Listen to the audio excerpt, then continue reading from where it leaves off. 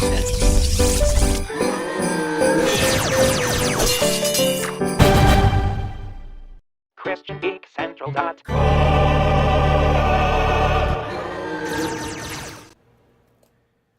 Well, my editing skills are crap, but can the same thing be said about Fantastic Beasts: The Crimes of Grindelwald?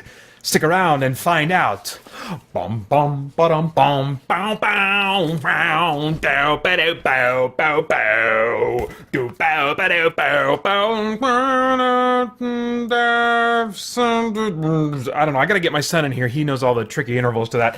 Hey, I'm Peter Franson from ChristiangeekCentral.com and Spirit Blade Productions, here with my uncut review of Fantastic Beasts: The Crimes of Grindelwald. The synopsis on IMDb reads: the second installment of the Fantastic Beasts series set in J.K. Rowling's Wizarding World, featuring the adventures of magizoologist Newt Scamander. Kid you not, that is the synopsis for the movie. That I'm really interesting. Anyway, what should I say about the story here without spoiling anything? The bad guy that was revealed at the end of the last movie is kind of like mixing things up and gathering all the wizards that will be allied with him, and by the end of the movie he's revealing what his grand plan is and why he's doing it, and meanwhile the Ministry of Magic, or the good wizards, or whatever the crap you call them, are like, ooh, this Grindelwald is on the move, so we gotta start gathering our forces and stuff. I mean, it feels very similar to some of the main arcs going on in the original, Harry Potter books. This movie is more serious in tone from the start compared to the last movie, which I remember starting out very kind of whimsical and like it feeling a lot like a kid movie, at least during the first hour. And this one, from the get-go, is in general much more serious. I mean, the opening scene is really pretty dark, and then there's a little bit of whimsy. It still uses, magic that's like what do you call that? Like day-to-day pedestrian type of magic for little, mundane deeds and chores and things like that. Like, oh, they're using magic for that. That's cute, And there's cute creatures and stuff, but in general, it has a more serious tone, which I really appreciate. I tend to just enjoy serious tone in entertainment more than anything whimsical or funny, because it usually doesn't make me laugh. I have, I guess, a weird sense of humor. But anyway, this makes me hopeful that the series will continue with that tone, maybe even take it further as the series progresses, as they did with the original Harry Potter movies, and also gives me hope that audiences will develop a taste and a hunger for more serious fantasy that is filled with visual spectacle. I really like that, but is still also written for grown-up audiences instead of for kids. This is still a very, I would say, a plot and exposition-driven kind of script, though, rather than being like a character-driven kind of script.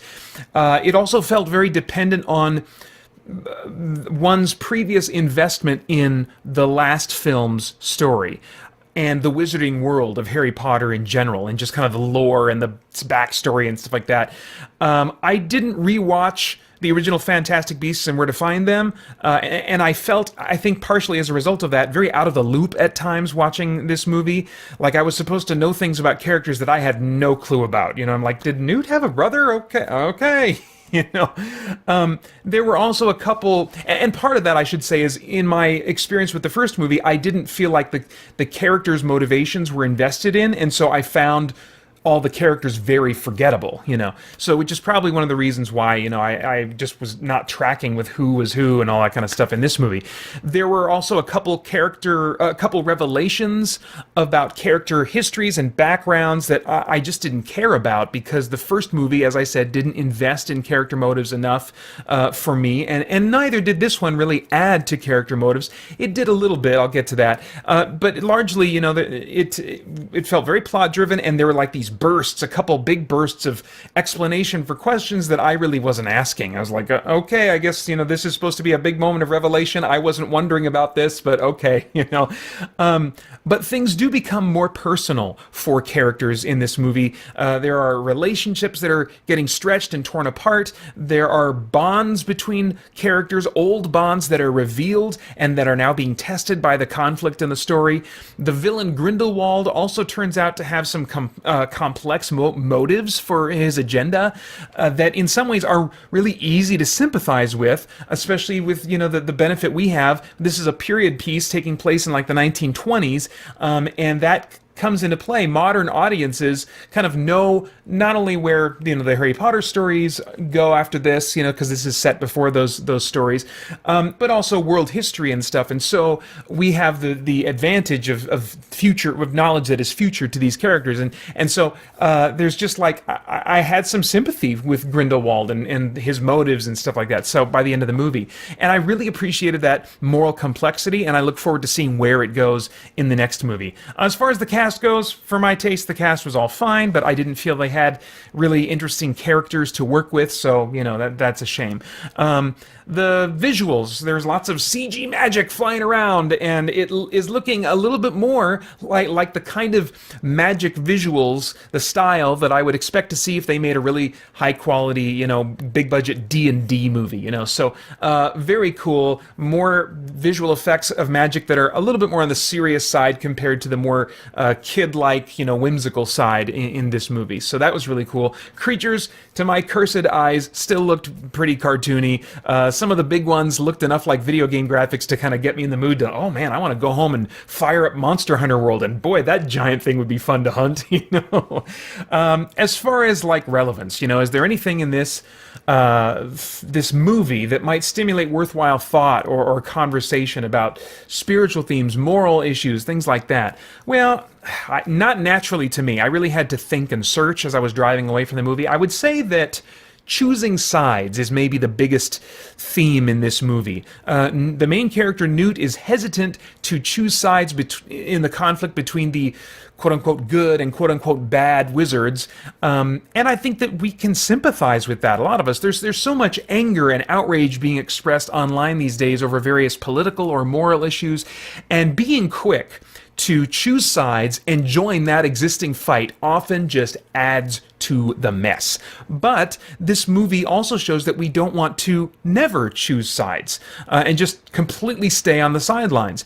The challenge we have as believers, I think, is in choosing not only what our stance will be, but how we make that stand. Will we just add to the shouting as we take a stand on something, or will we find a way, like I think Newt does, to definitively choose a side, but to do so with humility?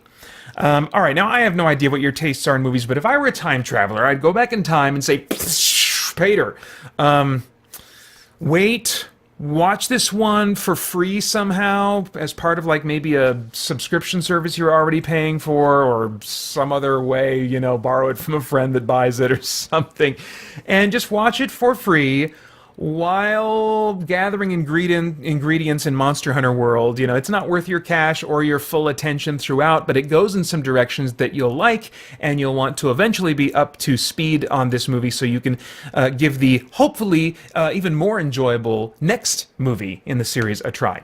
It's rated PG-13 for sequences of fantasy violence.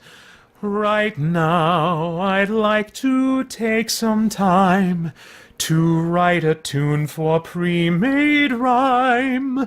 The lyrics kind of never change, but the melody gets rearranged. I never know what I'll create to say how much, didn't quite commit, I appreciate Libre, barbells and joysticks, and Stefan Kremik. Thank you for supporting me, and SBP and CGC, didn't quite make it up, CGC. And now, to all who hear this tune, thank you as well. Please come back soon. Want to hear your name in song? Check out our page on Patreon. End scene. All right, those are my thoughts. I'd love to get yours in the comments below. Please like, share, subscribe, click that notification bell, all those things I'd be very grateful for. And then join us over at christiangeekcentral.com as we continue to geek out and seek the truth.